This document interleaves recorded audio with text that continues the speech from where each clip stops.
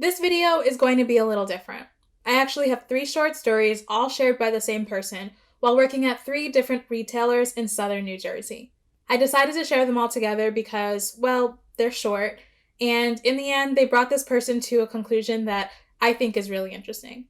So, let's go ahead and get started.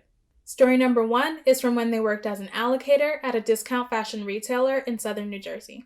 Some national retailers have an urban team. At my time with said company, there were 4 buyers for the urban men's team, all white women. They were responsible for buying items like sweatpants, joggers, and certain t-shirts, which were then shipped to urban locations, aka inner city black areas.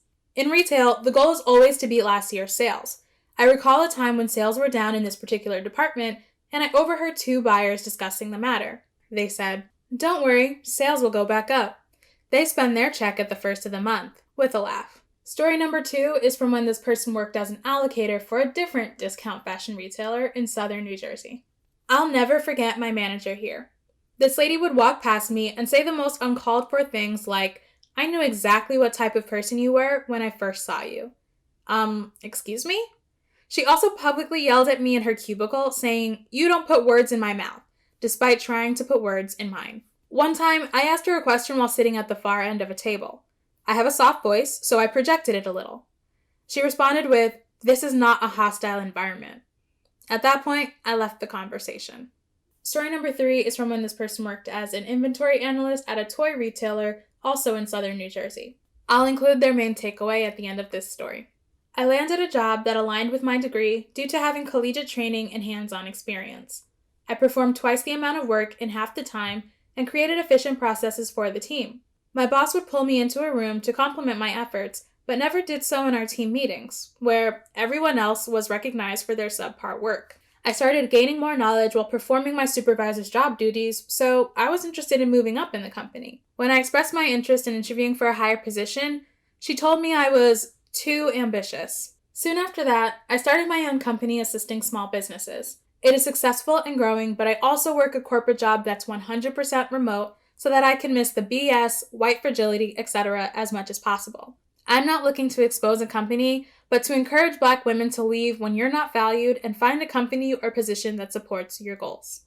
First of all, I want to say thank you for sharing those stories with us and also letting us know what you decided to do in the end so that you could feel more comfortable at work. I just want to focus in on what you said at the end. Over the last couple of months, a lot of people have been working remotely and finding that it's a lot easier to deal with coworkers that they didn't necessarily get along with and work environments that they didn't realize were hostile. I recognize that that's not going to be possible for people whose work requires them to be in a physical space, but if you're somebody who works a desk job staring at a computer all day anyway, it's worthwhile to see if your company is willing to make that adjustment for you guys to work from home permanently or on a part-time basis or anything else moving forward. Really quickly though, I also want to highlight that part that you mentioned about working for a company that supports your goals and values you, because I think that that's something that a lot of us struggle with. It can become really easy to start working for these companies that genuinely are more detrimental than we realize because we just need a steady paycheck.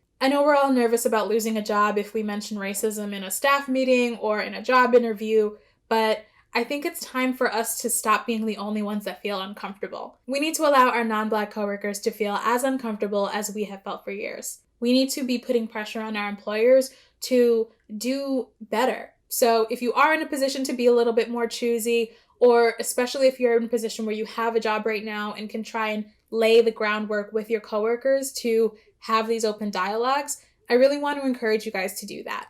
If you are looking for a new job, this is also a great time to try and hold those companies accountable in the interview stage. You need to make me feel like this is a place that I would have wanted to work before you realized that you didn't have any Black people. If you guys have thoughts about any of the 3 stories or that final comment at the end, please go ahead and drop something down in the comments below and let's chat. Thanks for listening, guys. Bye.